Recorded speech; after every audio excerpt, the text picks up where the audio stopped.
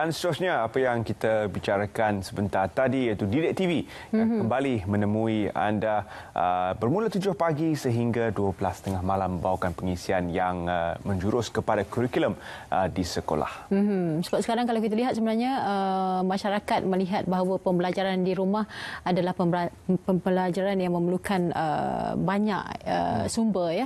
Kalau guru-guru yang mengajar PDPR juga memerlukan banyak tugas-tugas sampingan lain, menyediakan video dan sebagainya. Mungkin Didik TV ini menjadi sebahagian daripada membantu usaha untuk memberi pengajaran dan juga pembelajaran kepada anak-anak kita di rumah. Ya, paling penting yang boleh dilayari melalui pelbagai sumber juga menggunakan medium TV terrestrial di Astro, di saluran MyTV ataupun TV digital bersepadu. Anda boleh gunakan penalaan automatik untuk menonton siaran ini. Jadi ia adalah suatu inisiatif daripada Kementerian Pendidikan Malaysia untuk memastikan bahawa fokus diberikan secara lebih kepada kurikulum yang berbeza mengikut setiap darjah dan juga setiap tingkatan untuk anak-anak kita yang akan belajar dari rumah. Ini adalah revolusi yang perlu kita hadapi juga. Mungkin kalau tidak berlakunya COVID-19, kita belum lagi melaksanakan PDPR ini secara mantap dan kukuh. Tetapi apabila dilaksanakan PDPR dan COVID-19 melanda negara, dipercepatkan proses itu, dan mahu tidak mahu kita juga perlu berubah, termasuk juga ibu bapa, guru-guru dan pelajar sendiri. Kalau ketika ini mereka hanya belajar mungkin 3 hingga 4 jam, kita akan terus melengkapkan diri anda dengan Didik TV. Kita bersama dengan majlis pelancarannya. Silakan. Assalamualaikum warahmatullahi wabarakatuh. Salam sejahtera. Apa khabar semua? Saya doakan saudara dan saudari serta seluruh ahli keluarga berada dalam keadaan sihat walafiat. Alhamdulillah, syukur kehadirat Allah Subhanahu wa taala kerana dengan izin dan rahmatnya kita dapat bersama-sama pada hari ini sempena pelancaran Didik TV Kementerian Pendidikan Malaysia, Didik TV KPM. Kerajaan sedar bahawa pendidikan merupakan antara sektor yang amat terkesan akibat pandemik COVID-19 yang melanda negara sejak awal tahun lalu. Keadaan ini merupakan satu situasi yang sukar sehinggakan Kementerian Pendidikan Malaysia, iaitu KPM, perlu mengambil keputusan menutup sekolah semasa tempoh pelaksanaan Perintah Kawalan Pergerakan, iaitu PKP. Apabila sekolah ditutup, maka pastinya pengajaran dan pembelajaran secara bersemuka di sekolah tidak dapat dilaksanakan. Namun begitu, KPM committed untuk terus menyediakan akses pendidikan kepada lebih 5 juta murid bagi membolehkan mereka mendapat pengetahuan, kemahiran dan nilai yang diperlukan. Justru kerajaan melalui KPM memperkenalkan modul pengajaran dan pembelajaran di rumah atau PDPR agar pembelajaran dapat dilaksanakan secara berstruktur dan terancang. Pelbagai kaedah boleh dilaksanakan dari rumah seperti secara dalam talian, luar talian dan off-site. PDPR mula dilaksanakan semasa PKP pada 18 Mac 2020 dan telah ditambah baik mengikut kesesuaian. Dalam hal ini, KPM sentiasa menekankan bahawa apa jua pendekatan yang digunakan mestilah mengikut kesesuaian guru dan murid. Kerajaan juga sedar bahawa murid-murid terdiri pada pelbagai latar belakang, sama ada di kawasan bandar, luar bandar ataupun kawasan pedalaman. Oleh yang demikian, kita perlu terima hakikat bahawa pelaksanaan PDPR secara dalam talian masih belum dapat dilaksanakan secara menyeluruh dalam tempoh yang singkat. Ini ialah kerana sebahagian besar murid tidak memiliki peranti sesuai dan juga faktor kekangan akses kepada internet.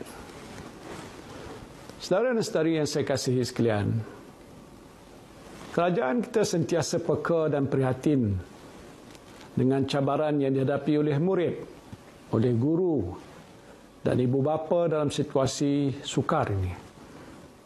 Sebagai salah satu inisiatif dalam mempelbagaikan sumber pembelajaran serta bagi membantu murid yang tidak mempunyai akses internet ataupun peranti yang sesuai untuk pembelajaran secara dalam talian, maka KPM telah menyediakan slot program TV pendidikan secara terestrial yang disiarkan di TV OK, RTM, Twitter TV Astro dan Didik TV at NTV7. Siaran TV pendidikan secara terestrial yang mula disiarkan sekitar tahun 1972 telah melalui pelbagai evolusi dalam aspek kandungan siaran dan kaedah penyampaian.